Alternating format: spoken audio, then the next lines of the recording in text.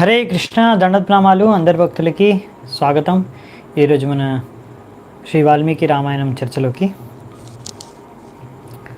So మనము శ్రీ వాల్మీకి రామాయణం బాలకాండ అందులో 17వ అధ్యాయం వరకు చర్చించుకున్నాము. సో 18వ అధ్యాయం నుంచి చర్చించుకుందాము. సో ఈరోజు రామ భరత లక్ష్మణ శత్రుఘ్న యొక్క ఆవిర్భావం జననం గురించి చర్చించుకుంటామంట.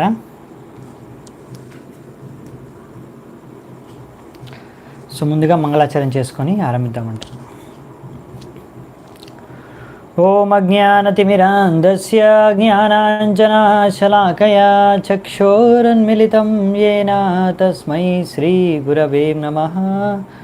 శ్రీచైతన్యమనోభీష్టం స్థాపితం యేన భూతలే స్వయం రూపః కదా మह्यं దదాతి స్వపదాంతికం.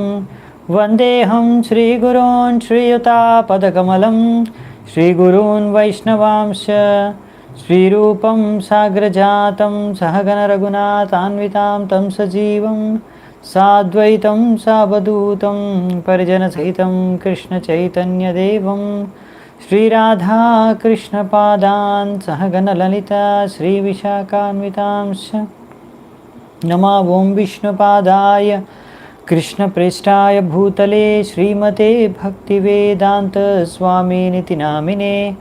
नमस्ते सारस्वते देवे गौरवाणी प्रचारिणे निर्विशेष शून्यवादी पाश्चात्यदेशतारिणे. जय श्री कृष्ण चैतन्य प्रभु नित्यानंद श्री अद्वैत गदाधर श्रीवासादि गौरभक्तवृंद. हरे कृष्णा कृष्ण कृष्ण हरे हरे हरे राम राम राम हरे हरे हरे कृष्ण. సో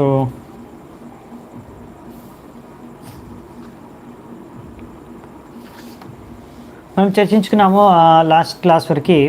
దశరథ మహారాజు అశ్వమేధ యజ్ఞ చేశారు, దాని తర్వాత పుత్రకామేశ యజ్ఞ కూడా చేశారు. దాని తర్వాత యజ్ఞ గుండంలోంచి ఒక విష్ణువు యొక్క దూత ప్రత్యక్షమయ్యాడు. ఆయన ఒక పాత్రని ఇచ్చాడు దశరథ మహారాజుకి. దశరథ మహారాజు ఆ పాయసాన్ని తన ముగ్గురు ప్రధాన రాణులకు ఇచ్చారు. వాళ్ళు ముగ్గురు గ్రహించారు. దాని తర్వాత గర్భవతి అయ్యారు. సో దీని తర్వాత అశ్వమేధ యజ్ఞం పుత్రకామేష్టి యజ్ఞం అయితే అయిపోయింది. అక్కడ నుంచి అందరూ దేవతలు వాళ్ళ లోకాలకు వెళ్ళిపోయారు.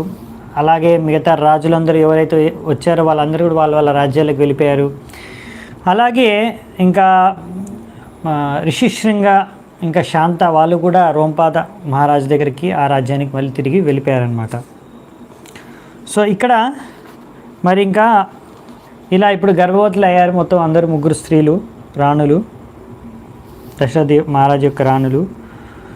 తర్వాత అలా 6 ఋతువులు ఉంటాయి కదా ఒక సంవత్సరంలో. 6 ఋతువులు గడిచాయంటండి. ఆల్మోస్ట్ ఒక సంవత్సరం అయింది అని రాశారు.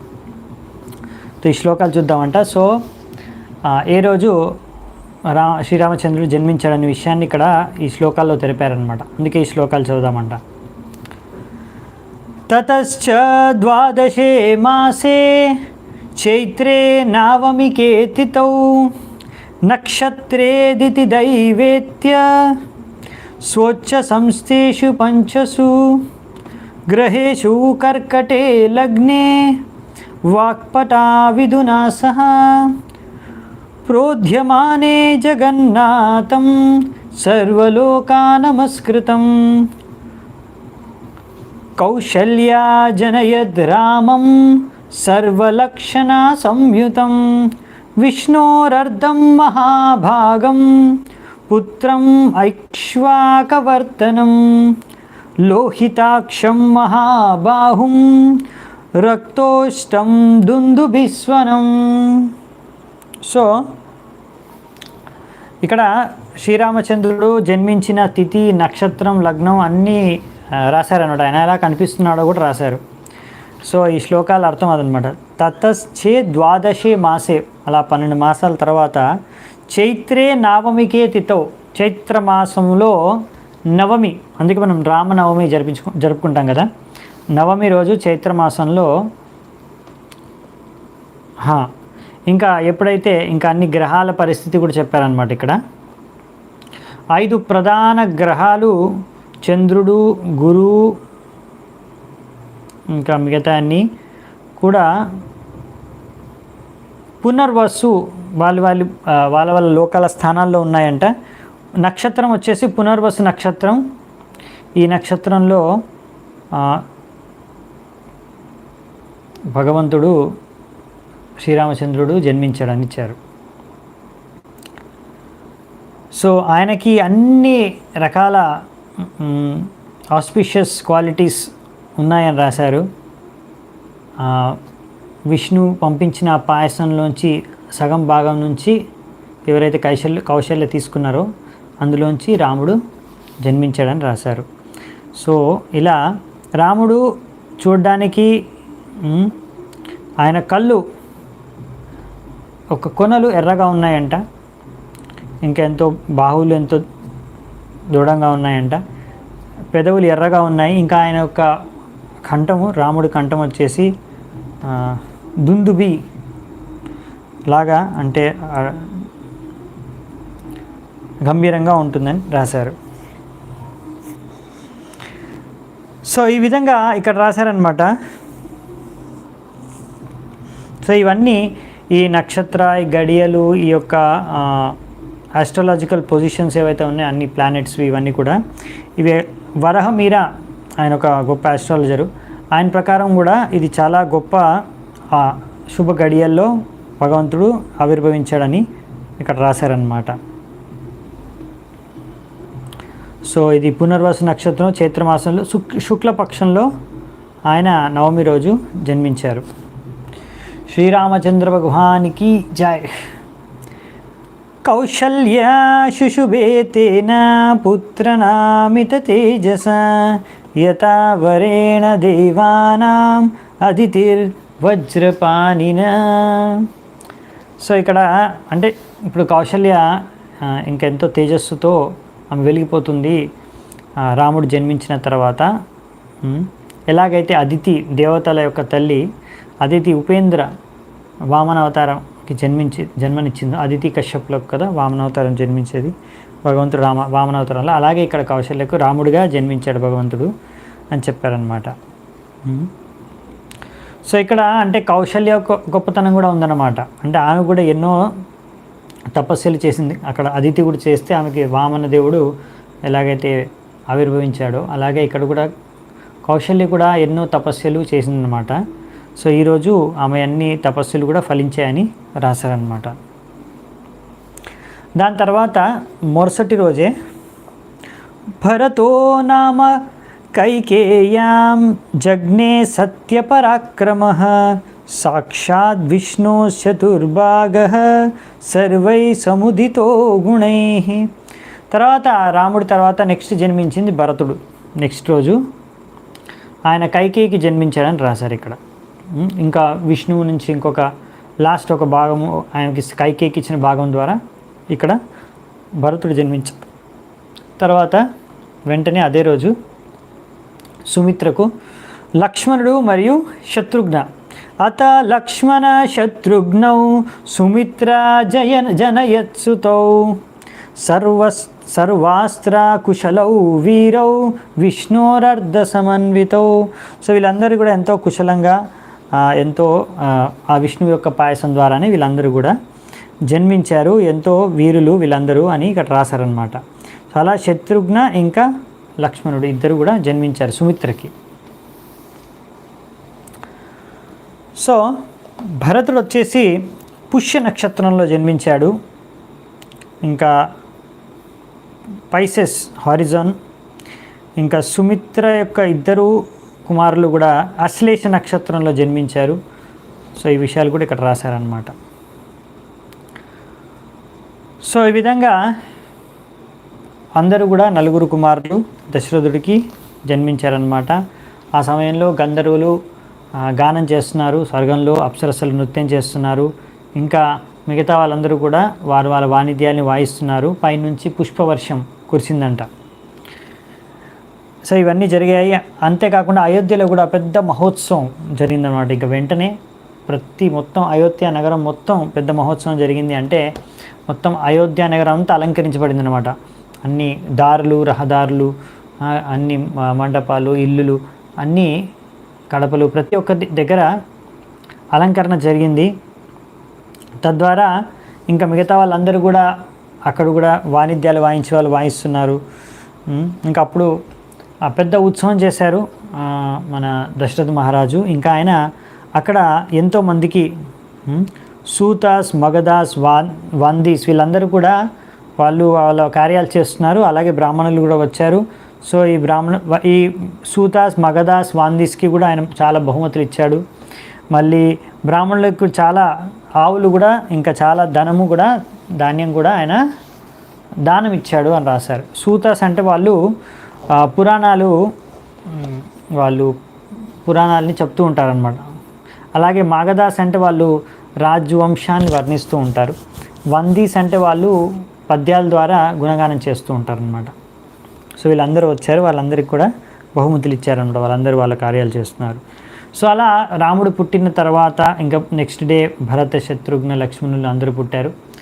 సో అక్కడ నుంచి ఇంకా 11 రోజుల తర్వాత, అంటే రాముడు పుట్టిన 12 రోజుల తర్వాత ఇప్పుడు నెక్స్ట్ నామకరణ, రాముడికి నామకరణ చేస్తున్నారంట. సో మొట్టమొదటి పుత్రుడికి అప్పుడు రామ అనే పేరునిచ్చారంట. కైకేయి పుత్రుడికి భరత, దాని తర్వాత సుమిత్ర పుత్రులకి లక్ష్మణ, శత్రుఘ్న పేర్లు ఇచ్చారనమాట. సో రామ అంటే పేరు యొక్క అర్థం ఇక్కడ ఇచ్చారు. ఎవరి లక్షణాల ద్వారా అందరూ ప్రసన్నులు అవుతారు, ఆనందం కలుగు చేస్తుంది. ఇంకా ఇంకొకటి ఏంటంటే ఆయనకి అన్ని సర్వ లక్షణాలు, అన్ని శుభ లక్షణాలు ఆయనలో ఉంటాయని, సద్గుణాలు ఉంటాయని, అనంత సద్గుణాలు. అలాగే భరత అంటే ఎవరైతే భరించేవాడు అని, మెయింటైనర్. ఆయనే ఈ కోశల రాజ్యాన్ని మొత్తం దశరథు మహారాజు చనిపోయిన తర్వాత మళ్ళీ రాముడు పట్టాభిషేకమై వనవాసం తర్వాత తిరిగి వచ్చి రాజ్యాన్ని వెళ్ళే వరకు దాన్ని మొత్తం పరిపాలించేది, భరించేది, చూసేది భరతుడు అన్నమాట. సో ఆయన పేరు భరత అందుకే ఇచ్చారు. ఇంకా లక్ష్మణ అంటే ఎంతో, ఇంకా ఎగ్జాక్ట్లీ ఆ లక్ష్మణ అనే శబ్దం ఎక్కడి నుంచి వచ్చిందంటే అది లక్ష్మీ సంపన్న అనే శబ్దం నుంచి లక్ష్మణ అనే పేరు వచ్చింది. అంటే ఆయన ఎంతో ఐశ్వర్యం కలిగింది. ఏం ఐశ్వర్యం దగ్గర ఉంది అంటే, ఏం సంపద ఆయన దగ్గర ఉంది అంటే అది భగవంతుడికి, శ్రీరాముడికి సేవ చేసుకునే సంపద. ఆయనకి మీనియల్ సర్వీస్ అంటే అన్ని రకాలైన చిన్న చిన్న పెద్ద సేవలు అన్నీ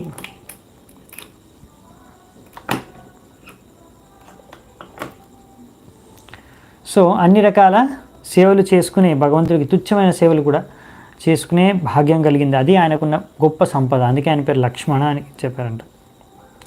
శత్రుఘ్న ఎవరైతే శత్రువుల్ని హతమార్చే వ్యక్తి, శత్రుఘ్న అని ఆయనకు పేరు ఇచ్చారనమాట. సో వీళ్ళందరికీ పేర్లు ఎవరు ఇచ్చారంటే యాక్చువల్లీ వశిష్ఠులు ఇస్తారు. సో వశిష్ఠులు వీళ్ళందరికీ నలుగురికి 4 పేర్లు ఇచ్చారంట. ఎందుకు అంటే క్షత్రియులు వాళ్ళు స్వయంగా వాళ్ళే ఇచ్చుకోరు పేర్లు వాళ్ళ పిల్లలకి.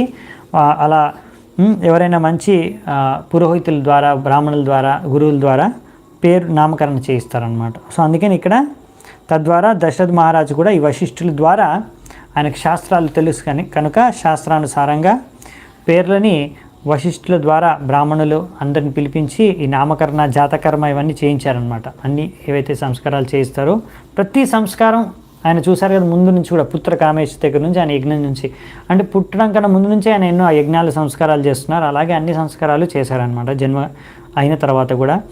వశిష్ఠుల ద్వారా ఆయన అందరికీ నామకరణ చేయించారు. ఇంకా అక్కడ విచ్చేసిన బ్రాహ్మణులందరికీ కూడా ఎన్నో రకరకాల విలువైన వజ్రాలని కూడా దానం ఇచ్చారంట.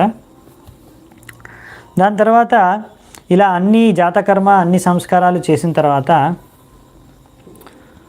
సో ఈ విధంగా ఉంటుందన్నమాట అసలు జరగాల్సిన పద్ధతి. ఇవాళ రేపు ఏంటంటే పేర్లు ఇస్తారు వాళ్ళ పిల్లలకి, అది వాళ్ళే డిసైడ్ చేస్తారనమాట తల్లిదండ్రులు. వాళ్ళు ఎవరిని అడగరు, పెద్దవాళ్ళని కూడా లెక్క చేయరు, ఇంట్లో వాళ్ళని పెద్దవాళ్ళని కూడా లెక్క చేయరు. మా ఇష్టం, మా పిల్లలు, మేము ఇచ్చుకుంటాం పేరు.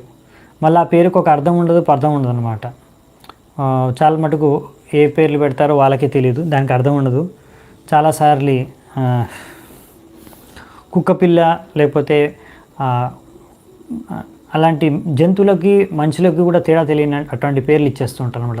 అది వస్తువు మనిషి అని కూడా తెలియదు అనమాట. అలాంటి పేర్లు ఇస్తుంటారు, చాలాసార్లు అర్థం కూడా సరిగ్గా ఉండదు దానికి. సో అందుకనే మనము ఇలా నామకరణ కూడా ఒక సంస్కారం, అది చేయాలి, సరైన విధిగా చేయాలి. అలా నామకరణ ఎలా చేయాలనేది కూడా ఇక్కడ ఇచ్చారు. అంత పెద్ద దశరథ మహారాజు కూడా ఆయనకి ఇష్టం వచ్చినట్టు పేరు పెట్టుకోలేదన్నమాట. ఆయన వశిష్ఠుల ద్వారా ఆయన పేరు ఇచ్చాడు, వశిష్ఠుల వారు. సో నెక్స్ట్ వచ్చి అలా 4 కుమారులు, అందులో అందరికన్నా పెద్ద అయిన శ్రీరాముడు, వాళ్ళందరూ కూడా ఇంకా దశరథ మహారాజుకి ఎంతో ఆనందాన్ని ప్రసాదించారు. అందులో ఇంకా వీళ్ళందరికీ కూడా సంస్కారాల తర్వాత, అంటే ఇంకా అన్ని సంస్కారాలు చేయించారు, ఉపనయనం కూడా చేయించారు, తర్వాత గురుకులం కూడా పంపించారు. ఇక్కడ ఫాస్ట్గా అయిపోతుంది అనమాట. శ్రీరామచంద్రుడి పెద్దగా బాల్యలీలలు ఏమి ఉండవు కృష్ణుడికి ఉన్నట్టుగా. సో ఈరోజే పెద్దగా అయిపోతాడు. సో అంటే ఇప్పుడు దాని తర్వాత ఆయన్ను అది వేదశాస్త్రాల్లో అధ్యయనంలో శిక్షణ కూడా ఇప్పించారు. ఆయన వేదాలు నేర్చుకున్నారు. ధనుర్వేదాన్ని కూడా వీళ్ళందరూ నేర్చుకున్నారు, ఎందుకంటే క్షత్రియులు కనుక. అలాగే వాటన్నిటిని కూడా వాళ్ళు నేర్చుకొని సాధన ప్రాక్టీస్ కూడా చేశారంట. తద్వారా వాళ్ళు అన్ని వేద శాస్త్రాల్లో ధనుర్విద్యలో కూడా వాళ్ళు ప్రవీణులయ్యారనమాట.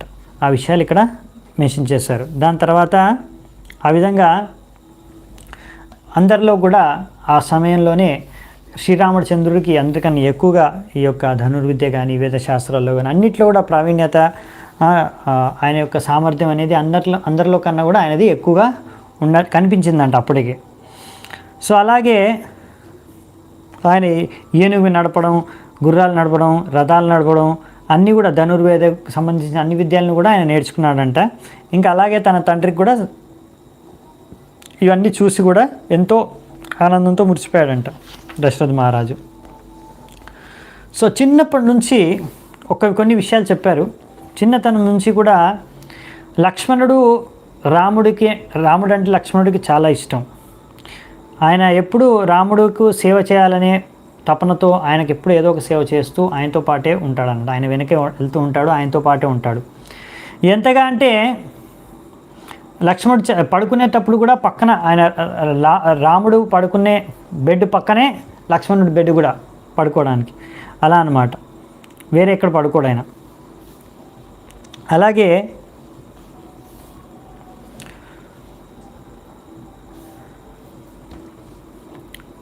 శ్రీరాముడు కూడా లక్ష్మణుడిని ఎంతో ప్రేమించేవాడు. ఎంతగా అంటే ఆయన కూడా ఒకవేళ ఆయన కూడా అంతే, లక్ష్మణుడు ప్రతి చోట ఇద్దరు కలిసే ఉండేవారు. ఇంకా ఎంత అంటే శ్రీరాముడు ఒకవేళ కౌశల్య స్వీట్ రైస్ పాయసం తీసుకొని వచ్చి మిష్టం అన్నం, మిష్టి అంటే స్వీట్ అంటారు ఇక్కడ. సో మిష్టం అన్నం అంటే స్వీట్ రైస్, పాయసం తీసుకొచ్చి తినిపించాలనుకున్నా అని శ్రీరాముడు తినేవాడు కదంట. లక్ష్మణుడు వచ్చిన తర్వాతనే లక్ష్మణుడితో పాటే ఆయన కూడా తినేవాడు అనమాట స్వీట్ రైస్. ఆయన ఒక్కడే తినేవాడు కూడా కాదంట, కౌశల్య వచ్చి తినిపించిన. సో ఆ విధంగా వాళ్ళిద్దరూ కూడా ఎప్పుడు కలిసే ఉండేవాళ్ళు. అదేవిధంగా ఎప్పుడు శ్రీరాముడు ఎక్కడికి వెళ్ళినా ఆయన వెంటనే లక్ష్మణుడు కూడా వెళ్ళిపోయేవాడు అనమాట. సో ఆయన్ను సంరక్షించాలి అనే ఒక భావనతో, ఆయనకు సేవ చేసుకోవాలనే ఒక భావనతో. ఎలాగైతే ఇప్పుడు లక్ష్మణుడు రాముడిని ఎలా ఎంతో ప్రేమిస్తూ ఆయనకి ఎప్పుడు సేవ చేసుకుంటూ ఆయనతో పాటే ఉండేవాడు, అలాగే అంటే రాముడు కూడా అలాగే ఆయనను ఎంతో ఆప్యాయతతో ప్రేమించేవాడు. అలాగే శత్రుఘ్న భరతుడికి చిన్నప్పటి నుంచి శత్రుఘ్నుడు కూడా లక్ష్మణుడిలాగా ఆయనకు కూడా లక్షణాలు ఉన్నాయి. ఎలాగైతే లక్ష్మణుడు రాముడికి సేవ చేసుకునేవాడు, శత్రుఘ్న వచ్చేసి భరతుడికి సేవ చేసుకునేవాడు అనమాట. సో వీళ్ళ నలుగురిని పిల్లల్ని చూసి దశరథుడు ఎంతో ఆయనకు ఆనందం కలిగిందంట. సో ఈ విధంగా దశరథుడు చూశాడు వాళ్ళందరూ నలుగురు పిల్లలకి ఎన్నో మంచి లక్షణాలు, అన్ని రకాల శిక్షణలు, వేద శిక్షణలు అన్నిట్లో.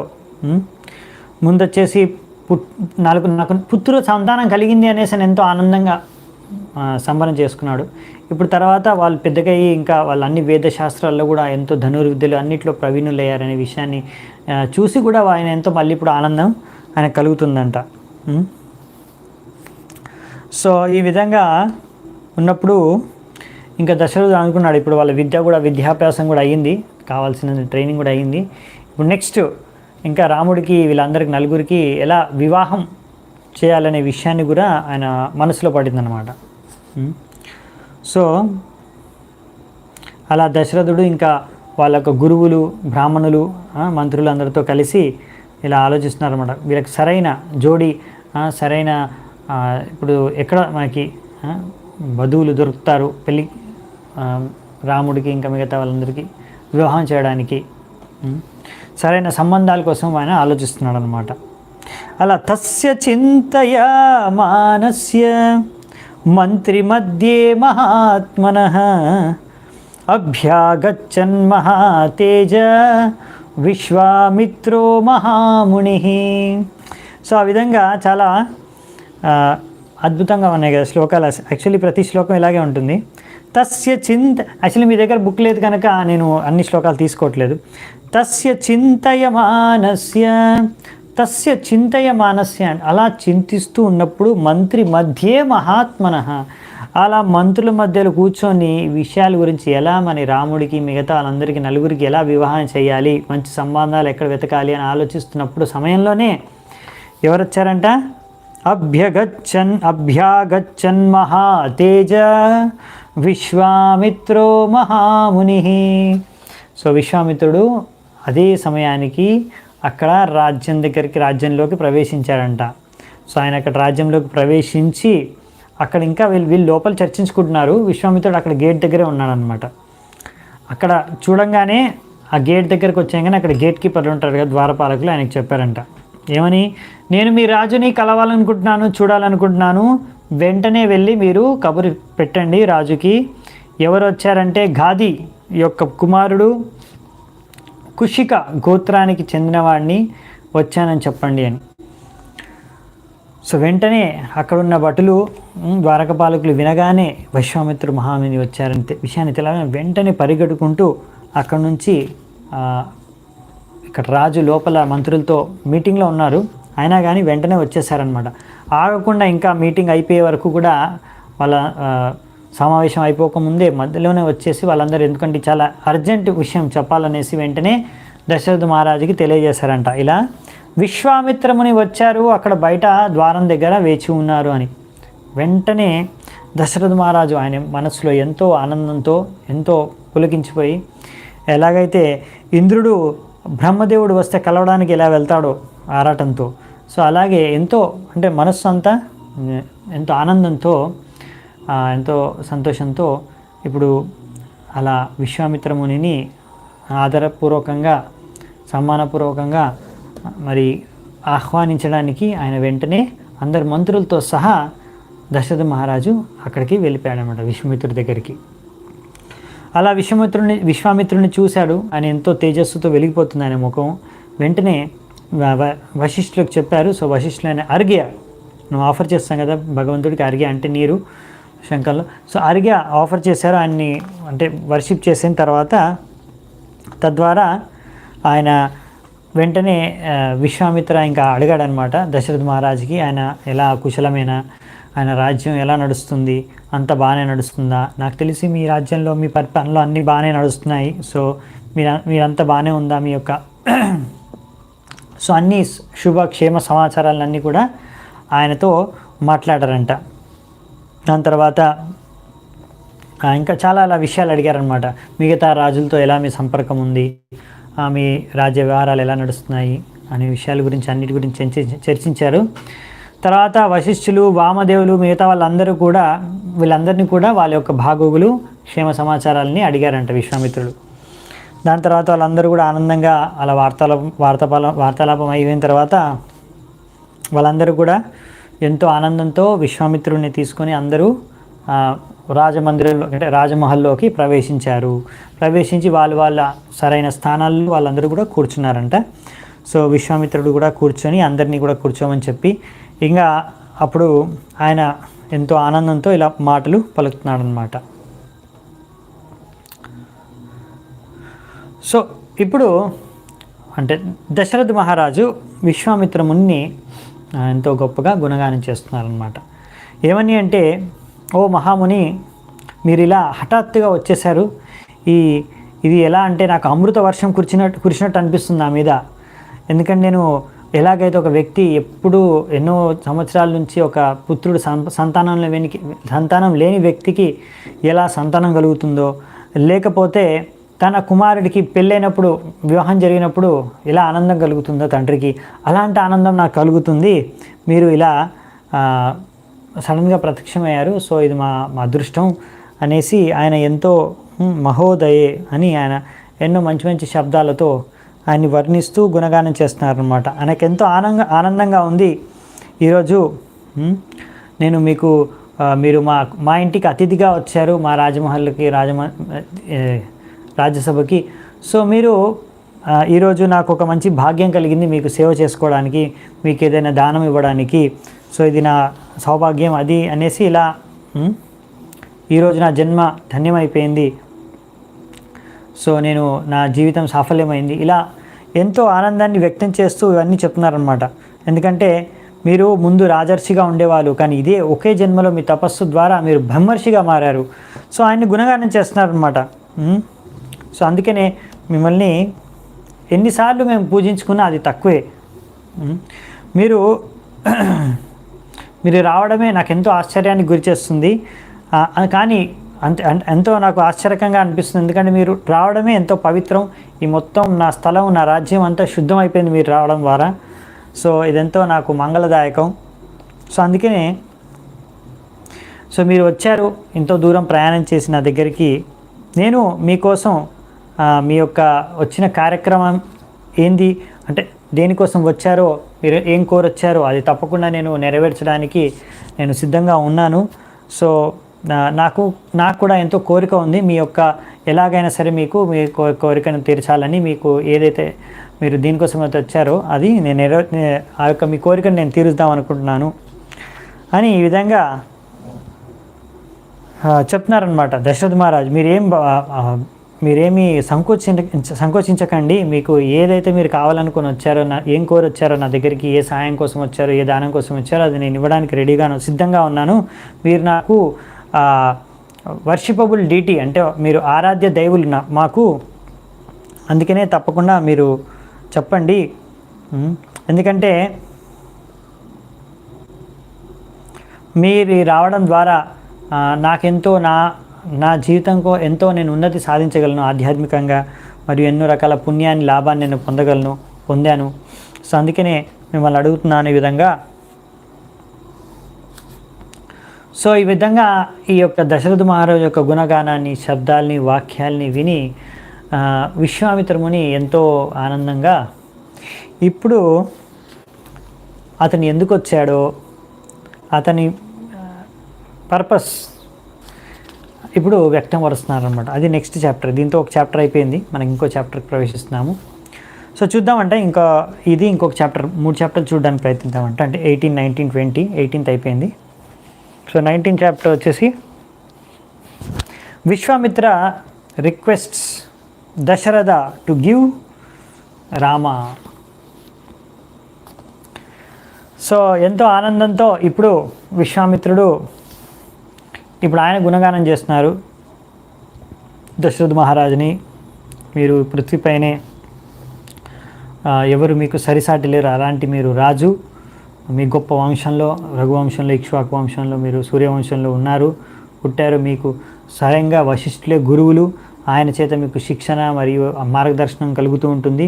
మీకు అది ఎంతో భాగ్యం. సో అందుకని మీరు ఎప్పుడు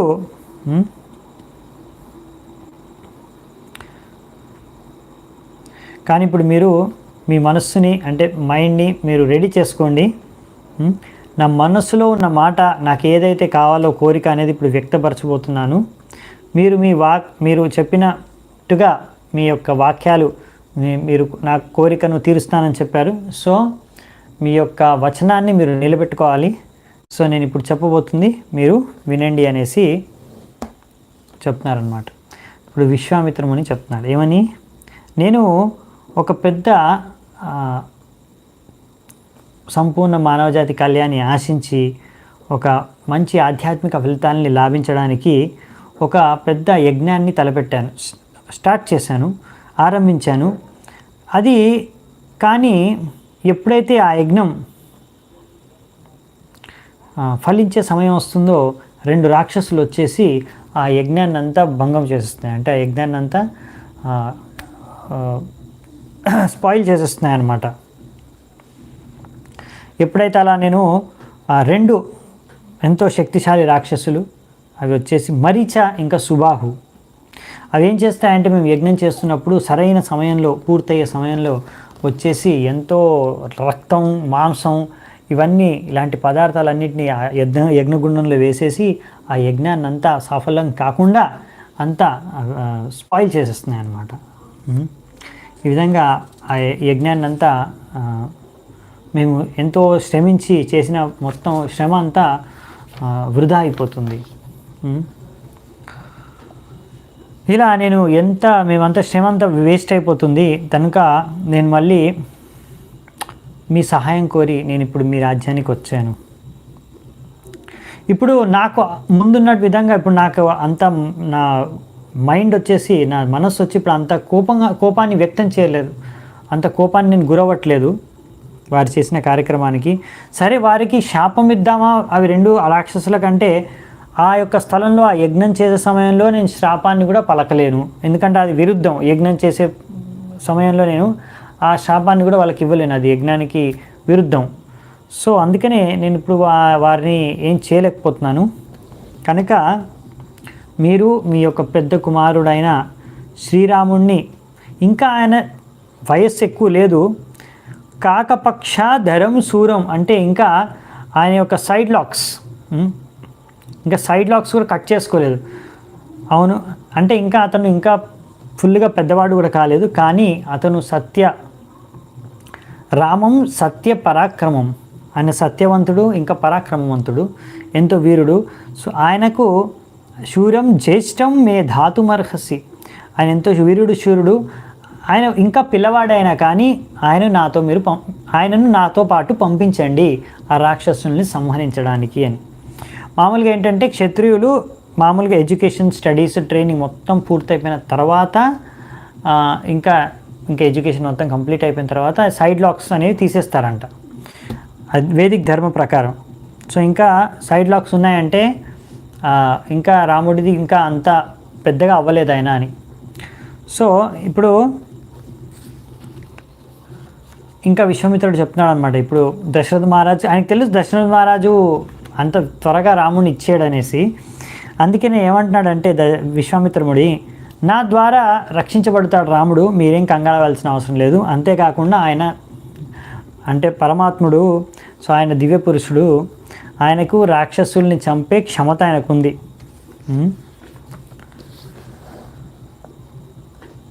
అంతేకాకుండా తప్పకుండా నా ద్వారా రాముడికి మేలే జరుగుతుంది ఎన్నో రకాలుగా. తద్వారా ఆయన 3 లోకాల్లో ప్రఖ్యాతిని గాంచుతాడు.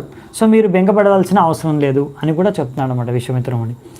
అంటే ఇక్కడ ఏంటంటే ఒకటేంటంటే ఆయన యొక్క యజ్ఞాన్ని తప్పకుండా రక్షిస్తాడు రాముడు, తద్వారా దానికి సంబంధించి రాక్షసుల్ని దండించడం అనేది జరుగుతుంది.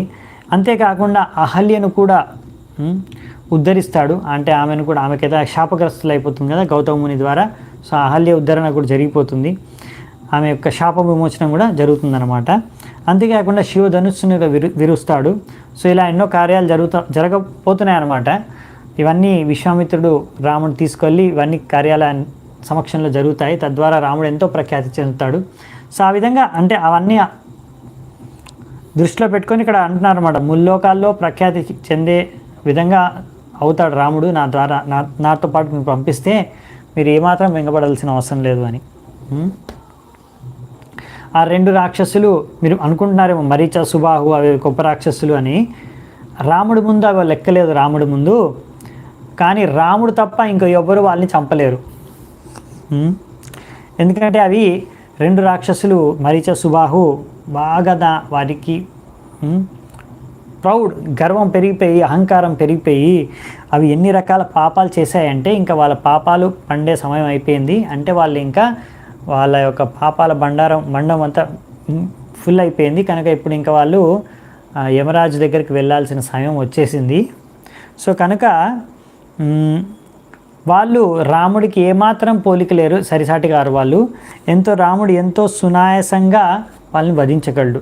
కనుక మీరు పుత్ర వ్యామోహంతో రాముడిపై ఉన్న పుత్ర వ్యామోహంతో అరే నా కుమారుడు, నా కొడుకు, నేను ఎలా నా పుత్రుడిని నేను పంపించగలను అనే ఏమీ ఆలోచించుకోకండి, ఇలాంటివి మీరు మనసులో పెట్టుకోకండి అని కూడా చెప్పేస్తున్నారనమాట. ఎక్కువ రోజులు కూడా లేదు, ఇది ఒక 10 రోజులు మాత్రమే. యజ్ఞం అనేది ఓన్లీ 10 రోజులే. 10 nights, 10 రాత్రులు జరుగుతాయి. ఇది రాత్రిపూట జరుగుతుంది, అంటే అది మెయిన్. సో ఆ టైంలో 10 రాత్రులు జరుగుతాయి. సో ఆ 10 రాత్రుల లోపల ఆ 2 రాక్షసుల్ని రాముడు సంహరిస్తే సరిపోతుంది. నా యజ్ఞానికి ఏ మాత్రం విఘ్నం లేకుండా నా యజ్ఞం సంపూర్ణంగా ఫలించిపోతుంది. సో మీరు అనుకోండి, ఆ 2 రాక్షసులు చనిపోయాయి అనుకోండి, ఇంకా రాముడు నాతో పాటు వస్తే ఇంక మీరు ఇంక దాని గురించి ఆలోచించాల్సిన అవసరం కూడా లేదని విశ్వామిత్రుడు చెప్తున్నాడు అనమాట. నాకు తెలుసు రాముడు పరమాత్ముడు, ఆయన యొక్క శక్తి సామర్థ్యం నాకు మాకు తెలుసు. నాకే కాదు, వశిష్ఠులకు కూడా తెలుసు. ఎందుకంటే వశిష్ఠులే కాదు, అందరూ ఎవరైతే తపస్సు చేశారో వాళ్ళందరికీ కూడా తెలుసు రాముడి యొక్క గొప్పతనం.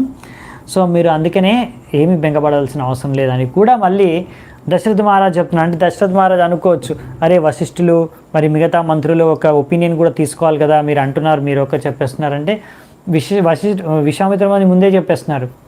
వశిష్ఠులు కావాలంటే మీరు అడుక్కోండి, వశిష్ఠులను అడుక్కోండి, ఇంకా మీ మంత్రులందరినీ కూడా అడుక్కోండి. ఎందుకంటే వాళ్ళందరికీ కూడా తెలుసు రాముడి యొక్క గొప్పతనం, ఆయన యొక్క శక్తి సామర్థ్యం. కనుక తప్పకుండా వాళ్ళందరూ కూడా నా సైడే నేను చెప్పే స్టేట్మెంట్ని సపోర్ట్ చేస్తారు. వాళ్ళకు కూడా తెలుసు రాముడి యొక్క సామర్థ్యం అనేసి. అందుకే మీరు పుత్ర వ్యామోహంతో రాముడిని పంపించకుండా ఆ విధంగా ఆలోచించకండి అన్నట్టుగా కూడా ముందే చెప్తున్నారు అన్నమాట. ఎందుకంటే ఇక్కడ చాలామంది ఎవరైతే ఋషులు మునులు ఉన్నారో, తపస్సులు ఉన్నారో, వీళ్ళందరూ ఎన్నో కాలాల నుంచి ఎంతో తపస్సులు చేశారు. ఇంకా ఎన్నో ఇప్పుడు వామదేవ, అగస్త్యముని ఇలాంటి వాళ్ళు ఒక కల్ప కన్నా ఎక్కువ రోజులు బతుకుతారు. ఒక కల్ప అంటే బ్రహ్మ ఒక రోజు, అంటే ఒక రోజు బ్రహ్మ కన్నా ఎక్కువ వాళ్ళ లైఫ్ టైం. సో అందుకనే మీరు కంగారు పడాల్సిన అవసరం లేదు, వాళ్ళకి చాలా విషయాలు తెలుసు. అందుకనే మీరు కావాలంటే ఒక్కొక్క మంత్రిని అడిగి మీరు నిర్ణయం తీసుకొని నాకు రాముడిని అతను పంపించవచ్చు అనే విధంగా మాట్లాడుతున్నారనమాట. అంతేకాకుండా ఓ రాజా, ఒకవేళ నీ యొక్క పేరు ప్రఖ్యాతులు పుణ్యాలని పెంచుకోవాలనుకుంటే రాముణ్ణి నువ్వు నాతో పంపించాలి అని. అంతేకాకుండా నువ్వు కావాలంటే మీ అందరి మంత్రులను అడుగు, అందరి మంత్రుల యొక్క సమ్మతంతోనే నా రాముడిని నాతో పంపించు అని. ఎందుకంటే విశ్వామిత్రుడు ఆయనకు కంప్లీట్గా నమ్మకం ఉందన్నమాట. ఎందుకంటే అందరికీ తెలుసు రాముడి యొక్క సామర్థ్యం అని. అంతేకాకుండా రాముడు భగవంతుడు అవతారం అని కూడా. సో అందుకనే మీరు ఇంకా ఆలస్యం చేయకండి, వెంటనే రాముడిని నాతో పంపించేయండి. 10 రాత్రుల వరకే, 10 రాత్రులు మాత్రమే. దశరాత్రం హి యజ్ఞస్య రామం రాజీవలోచనం. రాముడికి లోటస్ ఐడ్, పద్మం పువ్వు వంటి కళ్ళు ఉన్న రాముడిని నాతో వెంటనే పంపించేయండి. ఓన్లీ 10 రాత్రుల వరకే నాకు నా యొక్క యజ్ఞం జరిగేది.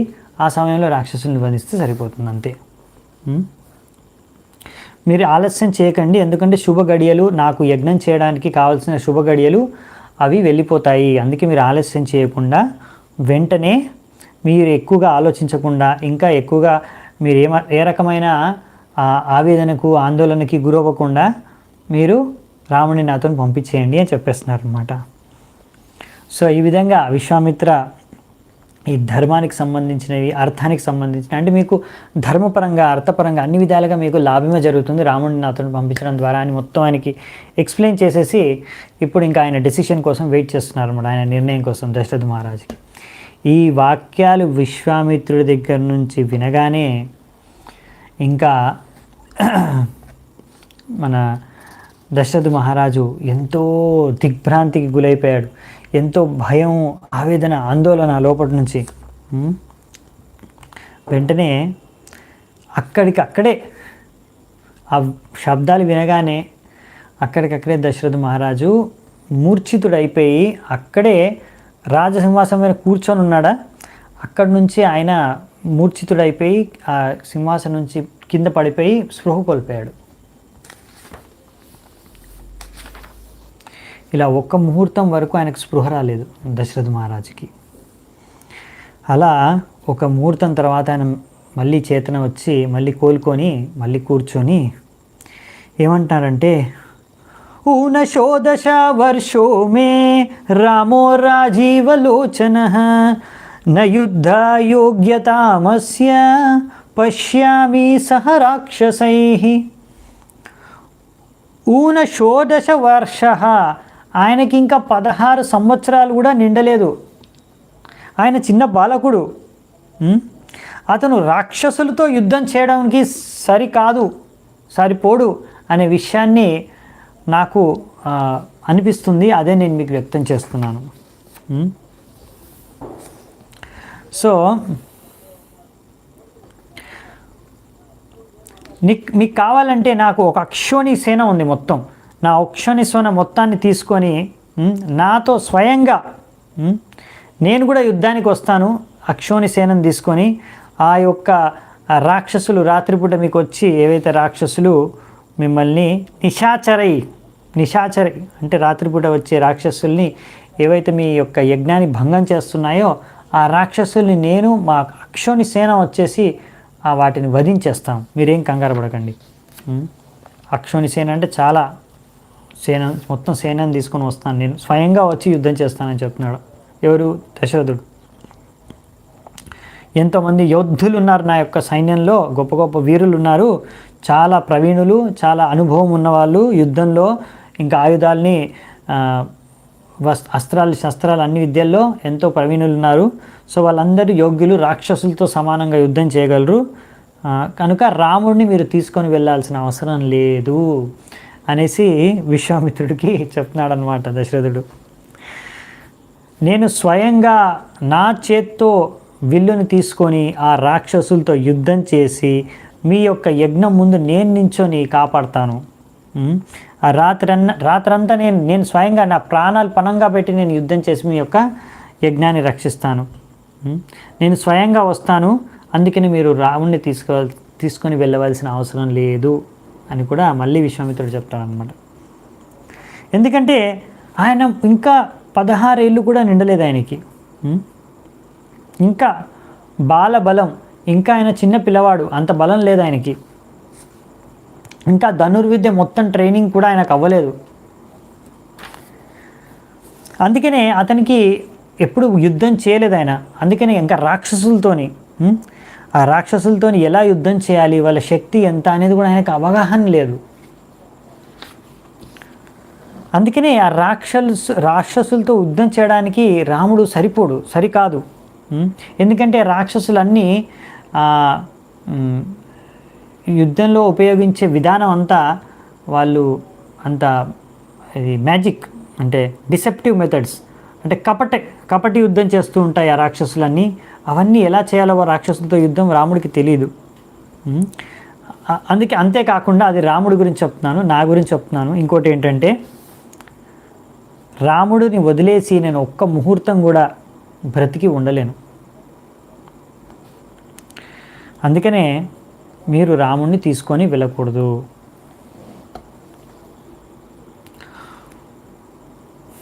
ఒకవేళ మీరు రాముడిని తీసుకొనే వెళ్ళాలి అనుకుంటే మాత్రం నా అన్ని రకాల 4 రకాల సైన్యాలు, అంటే పాదాలపై నడిచే సైన్యం, రథాలపైన వెళ్ళే సారథులు, అంటే అతిరథ మహారథులు, ఇంకా గుర్రాలపైన వెళ్ళే వాళ్ళు, ఏనుగులపైన, అంటే మొత్తం సైన్యాన్ని నేను తీసుకొని స్వయంగా నేను కూడా వస్తాను వాళ్ళతో, రాముడితో పాటు.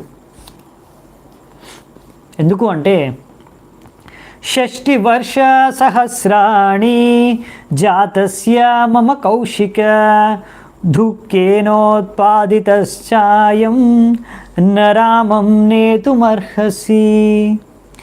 ఓ కుశిక వంశానికి చెందినవాడా అంటే విశ్వామిత్ర ముని చెప్తున్నాడు, నేను 60,000 సంవత్సరాలు నేను తపస్సు చేస్తే నాకు అప్పుడు రాముడు లభించాడు, అందుకనే మీరు దయచేసి రాముడిని తీసుకొని వెళ్ళకండి అని కూడా దశరథ మహారాజు విశ్వామిత్రుడిని వేడుకుంటున్నారు. ఈ నా 4 పుత్రుల్లో కూడా నాకు అందరికన్నా ఎక్కువగా ప్రేమ ఉండేది రాముడిపైనే.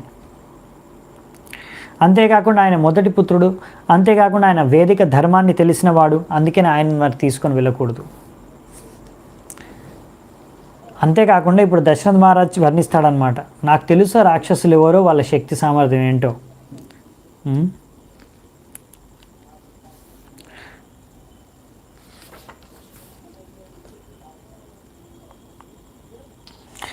అంటే సారీ ఇక్కడ అడుగుతున్నారు అంటే ఆయనకి తెలుసు ఆల్రెడీ కొన్ని, కానీ ఇంకా వివరాలు అడుగుతున్నాడు.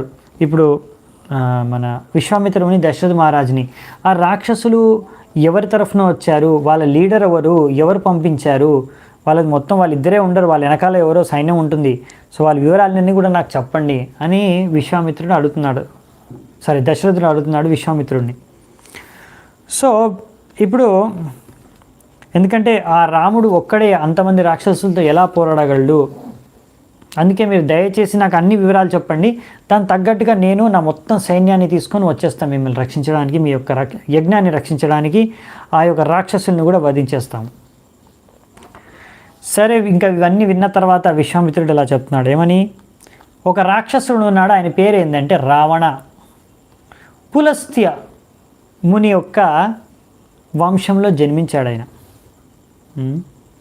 బ్రహ్మదేవుడికి యొక్క వరాలు ఆయనకి దక్కాయి, తద్వారా ఆయన ముల్లోకాల్ని ఎంతో హింసిస్తున్నాడు, ముల్లోకాల్లో అన్ని రకాల జీవుల్ని హింసిస్తున్నాడు, ఎంతో శక్తిశాలి. ఆయనతో పాటు ఎంతోమంది రాక్షసులు ఆయనతో పాటు ఉన్నారు.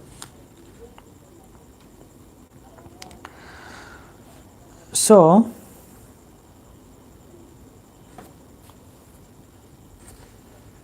ఆయన విశ్రవముని యొక్క పుత్రుడు.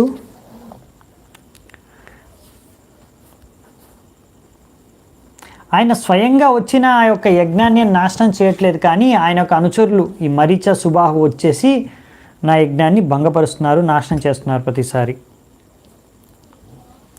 ఈ విధంగా ఎప్పుడైతే విశ్వామిత్రి అనేసాడు, రావణుడు ఇంకా వాళ్ళ అనుచరులు వీళ్ళు ఆయన సపోర్ట్ ఉంది వీళ్ళకి అని వెంటనే దశరథ మహారాజు అనేస్తాడు, ఓ మునివర్య, నేను కూడా ఆ రావణాసురుణ్ణి చంపడానికి యోగ్య వ్యక్తుడిని కాదు, ఆయన ముందు నేను కూడా నిలబడలేను యుద్ధంలో, అందుకే మీరు దయచేసి దయ చూపండి నా పుత్రుడి పైన, మీరు నాకు ఆరాధ్య దైవులు గురువులు, అందుకనే నేను దుర్భాగ్యుణ్ణి, అంటే నాకు మీలాంటి గొప్ప మునులకు సేవ చేసుకునే అవకాశం కూడా నాకు దొరికినా నేను చేసుకోలేకపోతున్నాను సరిగ్గా, అలాంటి మందభాగ్యుడిని నేను, నన్ను మన్నించండి, కానీ మీరు మాత్రం రాముడిని తీసుకొని వెళ్ళొద్దు. ఎందుకంటే దేవతలు, దానవులు, గంధర్వులు, యక్షులు, ఇంకా రకరకాల స్వర్గంలో ఉండే రకరకాల పక్షులు, సర్పాలు, అవన్నీ కూడా ఏ రకమైన జీవి కూడా రాముడిని ముందు నిలవలేవు, రాముడిని రావణుడితో యుద్ధం చేయలేవు, రావణుడి ముందు నిలవలేవు యుద్ధంలో. అటువంటిది మేము సాధారణ మనుషులము ఆ రాక్షసుల ముందు, ఆ రావణాసురుడి ముందు ఎలా మేము యుద్ధం చేయగలము? సో నేను కూడా రావణాసురుడిని హతమార్చలేను, ఇంకా నా పుత్రులు ఎలా హతమార్చగలరు, వాళ్ళు కూడా చేయలేరు. సో అందుకనే నేను నా పుత్రుడిని ఎట్టి పరిస్థితుల్లోనూ మీకు ఇవ్వలేను.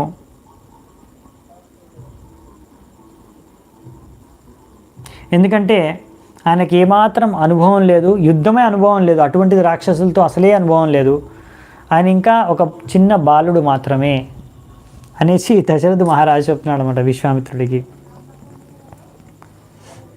సో అందుకే ఇప్పుడు మళ్ళీ ఇంకా విశ్వామిత్రుడికి ఇంకా కొన్ని విషయాలు చెప్తున్నాడు దశరథ మహారాజు. ఆ సుంద మరియు ఉపసుంద యొక్క పుత్రులు వాళ్ళు ఎంతో గొప్ప యోధులు, మహాశక్తిశాలి రాక్షసులు. వారిని ఆపరం ఎవ్వరి తరం కాదు. అంటే దశరథ మహారాజుకి కూడా ఈ మరీచ సుబాహు గురించి తెలుసు అన్నమాట. వాళ్ళ బ్యాక్గ్రౌండ్ కూడా తెలుసు. వాళ్ళు ఎవరి పుత్రులో కూడా దశరథ మహారాజుకు తెలిసినట్టే అర్థమవుతుంది మనకి ఇక్కడ. వాళ్ళు దైత్యుల యొక్క వంశంలో పుట్టారు. ఒక యక్ష అంటే యక్ష స్త్రీకి పుట్టారు. అంతేకాకుండా మరీచ సుబాహు బాగా వాళ్ళకి శిక్షణ కూడా దొరికింది. అందుకనే వాళ్ళు చాలా పవర్ఫుల్, చాలా శక్తివంతులు.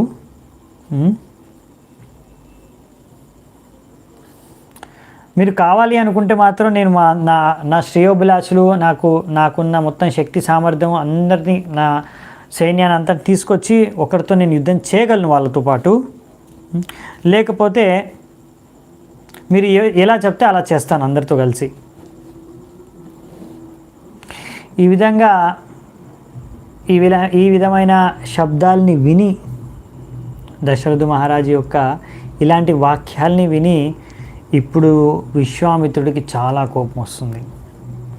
ఎంతో కోపగ్రాంతుడైపోయాడు. ఎందుకంటే ఎలాగైతే ఇక్కడ ఇచ్చారు ఏమిటంటే యజ్ఞంలో ఎలాగైతే ఒక వుడ్, ఎలాగైతే సాక్రిఫిషియల్ వుడ్ చెక్క ఎలాగైతే మంటలో కాలిపోతుందో, ఎలాగైతే యజ్ఞంలో మీరు నెయ్యి వేయగానే మంట ఎలా పెరిగిపోతుందో, ఇక్కడ బ్యాక్గ్రౌండ్లో బయట ఎవరో బాగా లౌడ్ మ్యూజిక్ పెట్టారనమాట. అందుకే కొంచెం డిస్టర్బెన్స్గా ఉంది. ఎవరో తెలీదు. సో బేసికలీ చాలా ఆయన కోపం పెరిగిపోయిందనమాట ఆయనకి, విశ్వామిత్రమునికి. మరి ఇప్పుడు దీని తర్వాత ఏం జరుగుతుంది? మనకు తెలుసు రాముడు వెళ్తాడని. మరి ఒప్పుకున్నాడు దశరథ మహారాజు? ఏం జరిగింది తర్వాత? అంతేకాకుండా రాముడు వెళ్ళిన తర్వాత ఇంకా వెళ్ళే దారిలో ఎన్నో విషయాలు, ఎన్నో కథలు, ఎన్నో మంచి ఆసక్తికరమైన విషయాలు విశ్వామిత్రముని రాముడి మధ్యలో జరుగుతాయి. సో అవన్నీ కూడా మనము వచ్చే నెక్స్ట్ క్లాస్ నుంచి చర్చించుకుందామంట. సో ఇప్పటివరకు ఎంతో ఓపికగా విన్నందుకు మీ అందరికీ ధన్యవాదాలు. శ్రీరామచంద్ర భగవానికి జై. శ్రీ వాల్మీకి రామాయణం की जय. समवेत गौरभक्त वृंद की जय. शिल प्रभुपाद की जय. निताय गौर सीतानाथ प्रेमानंदे. हरि हरि बोल.